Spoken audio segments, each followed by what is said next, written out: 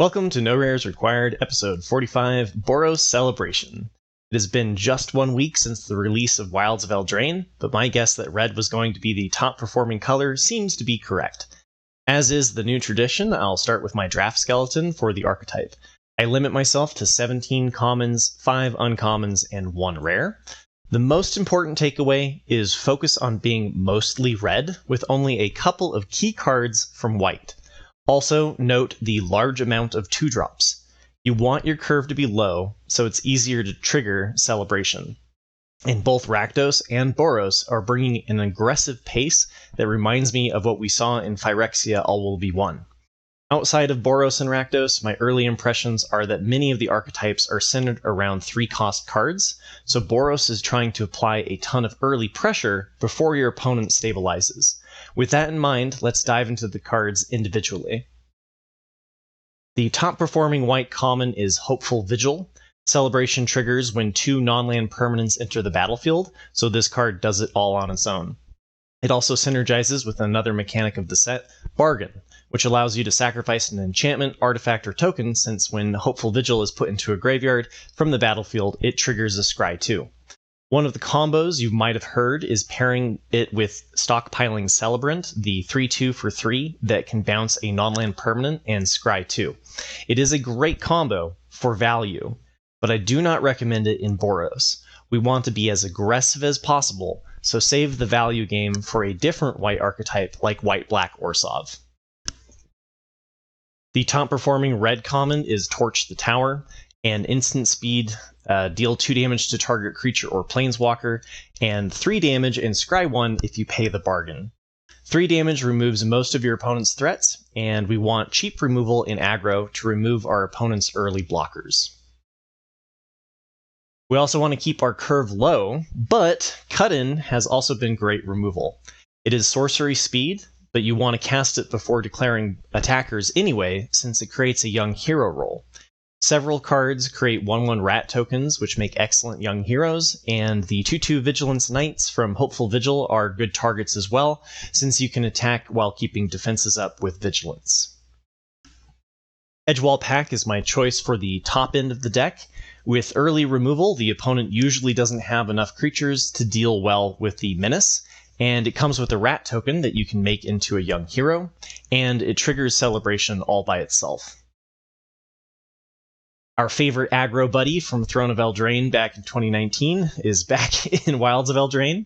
Ginger Brute is amazing and one of the best, if not the best, target for a young hero role, since you can make it unblockable for 1 colorless as long as they don't have a blocker with haste.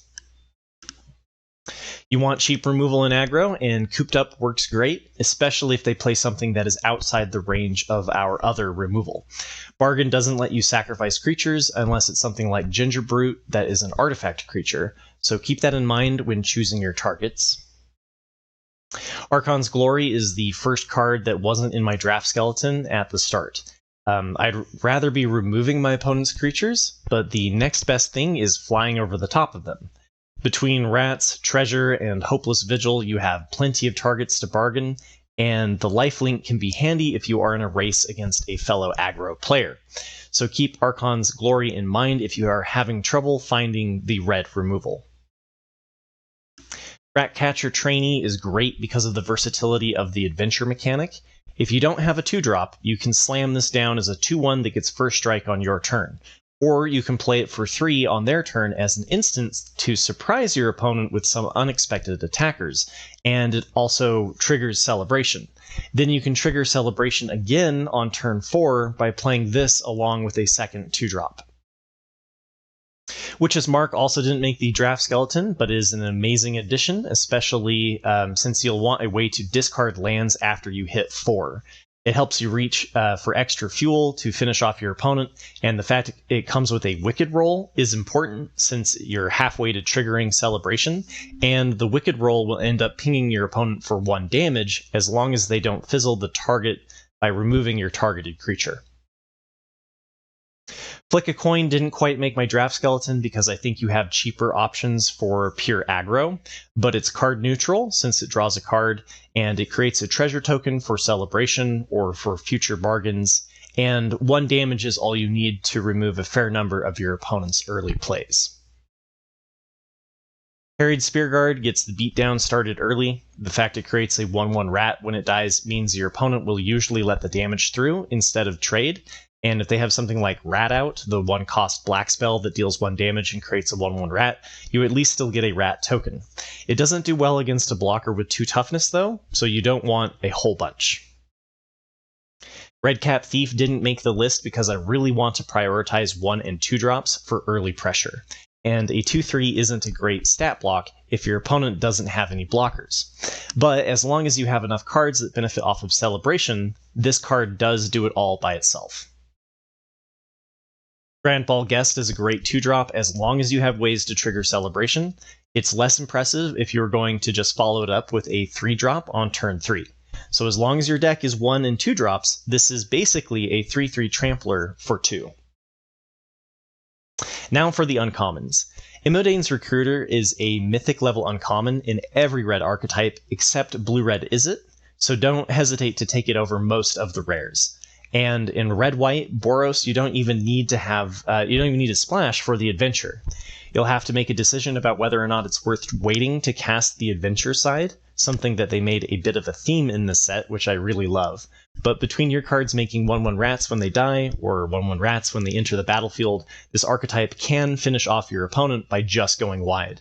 Personally, I hold until playing it as a 3/2 haste that pumps your board is lethal, since it doesn't do much as a 2/2 for 3 the following turns.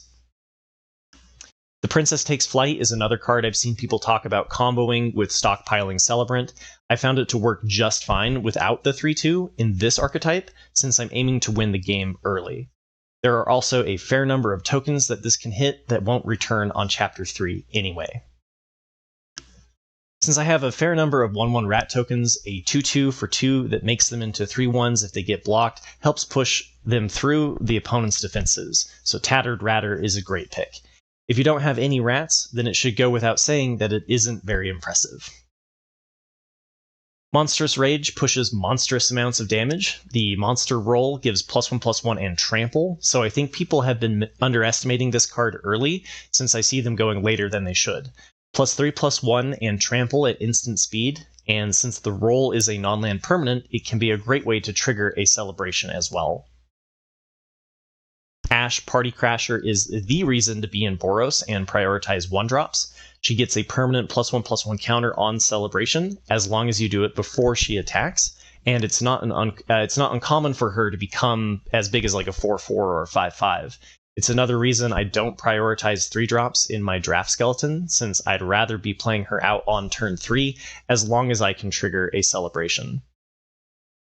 Witchstalker Frenzy didn't make the draft skeleton only because I limit myself to 5 uncommons. It is the best red removal, especially in an archetype like red-white Boros that is looking to go wide. It is not difficult to get this to cost 1 red mana to deal 5 damage to target creature. And my last standout uncommon is Belligerent of the Ball. Another card I'd rather play on turn 4 and immediately trigger Celebration if I can. Giving one of your creatures Menace can be too much for your opponent's defenses to handle. And now for the rares. Spellbook Vendor is a top-performing rare. It's still a little too early for me to say its best archetype is Red-White Boros or Green-White Celestia, but in Boros it is a great way to help trigger Celebration for 1 mana, while also giving your creature a +1/+1 off the Sorcerer roll. The Scry is handy later in the game too, since you'll want to get rid of the lands after you have 4. Redcap Gutter Dweller is another top-performing rare. The Menace and 2 1/1 rats fit perfectly into the Boros Go Wide theme. It's also a little early to decide if its best archetype is Red-White Boros or Black-Red Rakdos. Either way, you want to be the aggro beatdown.